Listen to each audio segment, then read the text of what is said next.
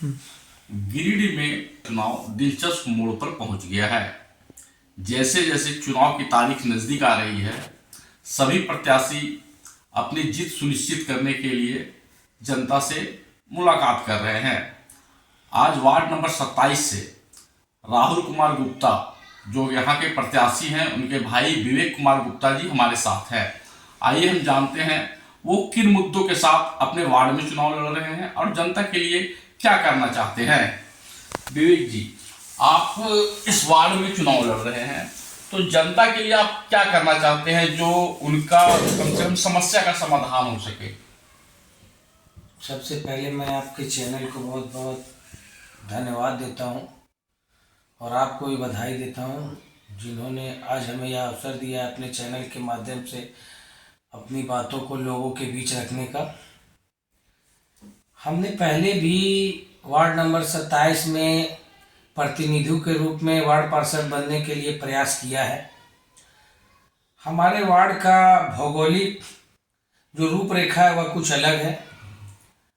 जातीय आधार पर हमारे वार्ड का जो स्ट्रक्चर है उसकी वजह से हमें परेशानियों का भी सामना करना पड़ा है पहले भी, लेकिन ठीक है। उसके बाद भी जिन लोगों ने हमें समर्थन दिया है, पिछले 2 चुनाव से हम लगातार प्रयासरत हैं। कुछ कानूनी अड़चन की वजह से इस बार चुनाव में मैं नहीं आ पाया। मैंने अपने भाई, छोटे भाई राहुल कुमार गुप्ता को वार्ड का प्रत्याशी बनने के लिए नामित किया हूं और हमारे मोहल्ले के लोगों के निवेदन पर कि आप लोगों को समाज के बीच में जिस तरह से हम लोग लगातार लगे रहते हैं, सभी ने अनुरोध किया। उसके बाद मैं चुनाव में आया हूं। हालांकि मैं आपको बता देता हूं कि वार्ड पार्षद जनता का प्रतिनिधि बनने के पहले भी मैं समाज से लगातार जुड़ा हुआ हूं। आप मेरे मोहल्ले में, मेरे अगल बगल के लोगों से हमारे बारे में जानकारी ले सकते हैं। मैं भारतीय जनता पार्टी का भी एक सच्चा कार्यकर्ता हूं, निष्ठावान कार्यकर्ता हूं। हर परिस्थिति में हमने संगठन के साथ, मजबूती के साथ जिम्मेदारियां निभाई है, आज भी निभा रहा हूं। लेकिन मैं आपको बताता हूं कि हमारे वार्ड में समस्याओं का अंबार है। जाति पाति कुछ नहीं, सब समस्या सबके साथ है। हर गली में साफ सफाई आपको नहीं मिलेगी। पिछले 3 सालों से, जब से कमेटी भंग हुआ है, जब से बोर्ड भंग हुआ है, उसके बाद से तो इतनी दयनीय स्थिति हो गई है कि लेबर जो कचरा साफ करने के लिए प्रतिदिन आते हैं, उनका चेहरा देखने के लिए नहीं मिला है। मंदिर है हमारे मोहल्ले में, मस्जिद भी है हमारे मोहल्ले में, भाईचारे के साथ लोग रहते हैं, लेकिन समस्या सबको है। इस चुनाव में हमारा मुद्दा है समुचित विकास। पूरा वार्ड का हर व्यक्ति जो वार्ड नंबर 27 में जीवन यापन कर रहा है, मैं सबसे अनुरोध करता हूं कि पिछले दिनों जो समस्या से आप लोग जूझ रहे हैं, उसके निराकरण के लिए नए लोग को, युवा को अवसर दें। मैं आपको विश्वास दिलाता हूं, अभी बहुत अच्छा समय चल रहा है। मैं आपको बताता हूं, होम डिलीवरी, मैं वार्ड पार्षद बनने के बाद, मेरा भाई वार्ड पार्षद बनने के बाद, हम लोग घर तक सेवा देंगे। जो समस्या होगी उनका निराकरण हम कोशिश करेंगे आम जन तक पहुंच के किया जाए। और आपको मैं और एक बात बताना चाहता हूं, अभी आप देख रहे होंगे शहर में नगर निगम का चुनाव 8 वर्षों से नहीं हुआ है, तो शहर में गंदगी का अंबार है। गंदगी का चारों तरफ अंबार है। नगर निगम का जो प्रतिनिधि चुनकर आए थे, बोर्ड भंग होने के बाद वह काम ढंग से कहीं कर नहीं पा रहे थे। इसके वजह से वह जो भी कारण हो, लेकिन नगर निगम का स्ट्रक्चर पूरा गड़बड़ हो चुका है। जैसे आप अभी तो जितने भी वार्ड पार्षद हैं चुनाव लड़ रहे हैं गली नल्ली की समस्या को लेकर, ये तो जनता का आम समस्या है, लेकिन सबसे महत्वपूर्ण समस्या जनता का होता है होल्डिंग को लेकर। अपना जन्म मृत्यु प्रमाण पत्र बनवाने को लेकर लोग परेशान रहते हैं, दौड़ते रहते हैं नगर निगम में। तो इस सब को यही देखिए, जो वार्ड पार्षद का प्रतिनिधि है उसकी पहुंच आम जन तक होनी चाहिए। मैं एक भाई के रूप में वार्ड का हर व्यक्ति का सहयोगी बनना चाहता हूं। समस्या कुछ नहीं है, समस्या सिर्फ जानकारी का अभाव है। मैं वो जानकारी आम जनों तक पहुंचाना चाहता हूं और प्रतिनिधि के रूप में बंद कराने के बाद आज लोग इस व्यस्तम जीवन में समय से बहुत परेशान है, जीवन में दबाव है, आर्थिक रूप से स्थिति जो भी हो, लोग समय नहीं निकाल पाते हैं इन कामों के लिए। मैं प्रतिनिधि के रूप में बनने के बाद मैं अपने वार्ड में अपने अलावा हर मोहल्ले में ऐसा एक प्रतिनिधि नियुक्त करूंगा कि आपको अगर ऐसी कोई समस्या है तो आप उनके थ्रू भी हमारे पास आए, अगर हमारे पास नहीं आ सकते हैं तो वहां जाएं, लेकिन किसी भी प्रकार से मैं अपने वार्ड के हर समस्या को खत्म करूंगा। सर, होल्डिंग नक्शा पास करवाने के लिए देखिए, ये तो मैं आपको भ्रष्टाचार का सामना करना पड़ता है। मैं आपको बता देता हूं, मेरी बातों को समझिए। ये होल्डिंग टैक्स या होल्डिंग का नक्शा पास करवाने नक्शा मैं आपको बता रहा हूँ। नक्शा पास कराने के नाम पर नगर निगम में भ्रष्टाचार चरम सीमा पर है। माने कोई व्यक्ति अगर नक्शा पास कराने के नाम पर नगर निगम में पहुंच गया तो समझ लीजिए कि वो एक प्रकार से कस्टमर बोलिए या उसको किस तरह से लूटा जाए इसकी रूपरेखा तैयार की जाती है। क्योंकि ऐसा नहीं है जिसका सारा डॉक्यूमेंट, शहर में छोटे छोटे जमीन है, ऐसा नहीं है किसी का 200, अरे कट्ठा 2 कट्ठा तो सर शहर के किनारे है। शहर के बीच में आप आइएगा तो किसी का दुकान है 200 square feet, 300 square feet, 400 square feet, 500 square feet, उसका नक्शा कैसे पास होगा?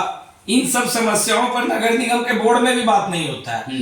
और ऐसा है कि उनको नक्शा पास कराने के नाम पर भ्रष्टाचार चरम सीमा पर पहुंच जाता है। कारण है कि अब यहाँ 200, 100, 300 स्क्वायर फीट का जमीन है, जब उसका स्ट्रक्चर जब बनाने के लिए परेशानियों का सामना करना पड़ता है कि लोगों को नक्शा पास कराने की जरूरत होती है, लेकिन जमीन के मूलभूत स्ट्रक्चर या और भी बहुत सारे कारण से नक्शा पास कराने में दिक्कत होता है। तो मैं बता रहा हूँ कि बोर्ड के जो प्रतिनिधि चुनकर आएंगे, आप लोग जैसे जाते हैं, आप ही लोग का काम है, मेरा काम है, हमारा काम सिर्फ हमारा काम नहीं है। बोर्ड में जो प्रतिनिधि चुनकर जाइएगा, हम जीत कर जाएंगे तो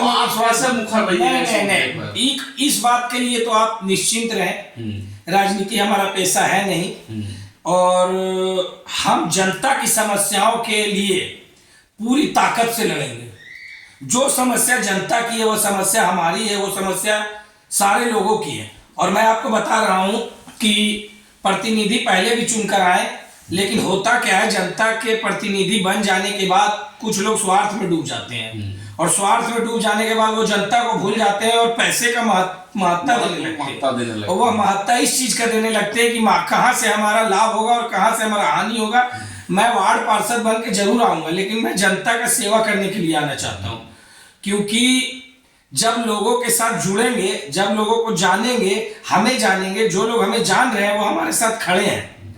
और मैं विश्वास दिलाता हूँ जनता की समस्याओं के साथ पूरे 5 साल पूरी ताकत के साथ खड़ा रहूंगा और भ्रष्टाचार का किसी भी तरीके से समर्थन मैं नहीं दे सकता हूं। आप विरोध कीजिएगा? हम विरोध करेंगे, हम भले ही अकेले रहें फिर भी हम विरोध करेंगे, लेकिन ऐसा नहीं है, और भी लोग चुनकर आएंगे जिससे हमारी ताकत बढ़ेगी और आने वाले दिनों में भ्रष्टाचार का या कुछ भी गलत नीति जो निगम में हो रही है या भ्रष्टाचार हो रहे हैं या निगम के पदाधिकारी भ्रष्टाचार में सम्मिलित है या कोई भी सम्मिलित है, अगर चुन कर आएंगे तो ये तो तय है कि उसका विरोध तो जोरदार हो। शहर में शहरी क्षेत्र है, तो आपका इलाका पानी के लिए बहुत परेशान रहता है, बताएं ना। वाटर के लिए आप क्या?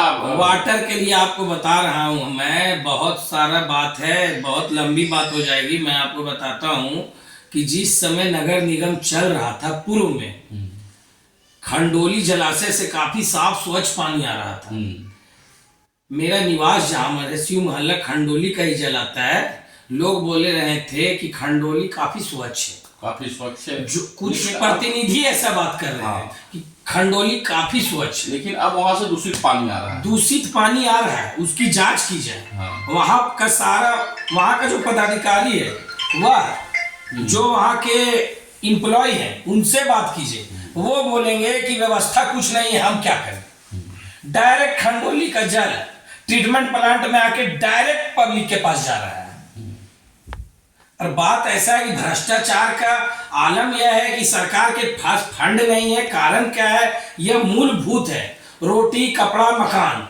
तो रोटी में क्या है? हमारा जल है। जल हमारा रोटी में, जीवन जीने के लिए सबसे जरूरत है जल। आज के समय में इतनी बीमारी, इतनी जो सारा समस्या देख रहे हैं, इसका कारण है लोग समझ नहीं पाते हैं। दूषित पानी, दूषित पानी पी रहे हैं। जिनको व्यवस्था है वो अपना घर में कैंट लगा लिए, आरओ लगा लिए। तो गरीब परिवार आरओ थोड़ी लगा पा रहा है। लेकिन सरकार को, सरकार के प्रतिनिधि को, जनता के प्रतिनिधि को, जनता के सेवक को इन बातों की सोच रखनी पड़ेगी। ऐसा नहीं है कि हम अपने घर में आरओ लगा लिए, हम सुरक्षित है।